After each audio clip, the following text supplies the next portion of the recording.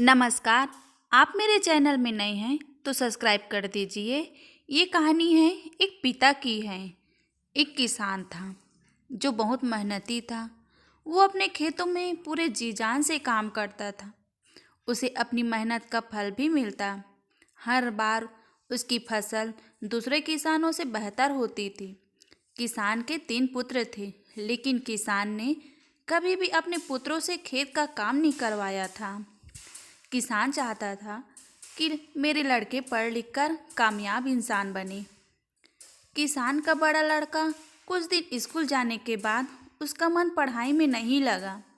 पिताजी के बहुत समझाने के बाद भी बड़ा लड़का स्कूल नहीं गया और पिताजी के साथ खेतों में काम करने लगा। किसान के दोनों छोटे लड़के पढ़ने में होशियार थे। किसान और बड़ा लड़का भी दोनों छोटे लड़कों से कभी काम के लिए नहीं कहते थे। दोनों लड़के अच्छे स्कूल में पढ़ते, लेकिन वो दोनों सामाजिक गतिविधियों से काफ़ी दूर रहते थे। उन्हें सिर्फ अपनी पढ़ाई से ही मतलब रखता था।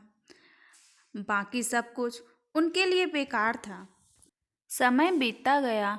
दोनों छोटे लड़के पढ़ लिख कर अच्छी नौकरी करने लगे। दोनों की अलग अलग शहर में नौकरी करते थे। दोनों अपने पिताजी के पास कई महीने में आते थे। किसान अपने दोनों लड़कों को बहुत याद करता था, लेकिन कोई सा भी लड़का अपने पिता को देखने के लिए भी नहीं आते थे। किसान अपने दोनों छोटे लड़कों की याद में दिन प्रतिदिन कमज़ोर होता जा रहा था। इधर छोटे लड़कों ने अपने लिए एक शहर में ही अलग अलग मकान लिया था और अपनी मर्जी से अपने पिताजी को बिना बताए भी शादी कर ली थी। अब वे अपने पिताजी के पास जाते ही नहीं थे। उन्हें अपने गांव में जाना पसंद नहीं था। वे दोनों भूल चुके थे कि वे गांव में ही खेल कूद बड़े हुए थे। किसान का बड़ा लड़का अपने पिताजी की बहुत सेवा करता था। वह पढ़ा लिखा नहीं था, लेकिन अपने कर्तव्यों को बखूब जानता था। उसने अपने भाइयों के लिए कभी कुछ गलत नहीं कहा। कुछ दिनों के बाद किसान की मृत्यु हो जाती है, लेकिन मृत्यु से पहले वह अपने पुत्रों के लिए एक वसीयत नाम पर 3 पत्र छोड़कर जाता है। कहता था कि ये पत्र तीनों लड़कों को एक साथ दिया जाए। यह खबर किसान के दोनों छोटे लड़कों तक पहुंच गई।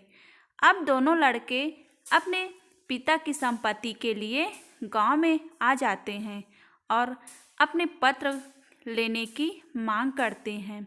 उनके पत्र भी उनके बड़े भाई के पास सुरक्षित रखे थे। वे दोनों अपने बड़े भाइयों के पास अपने पत्र लेने आ जाते हैं। उन्हें वह पत्र दे देता है।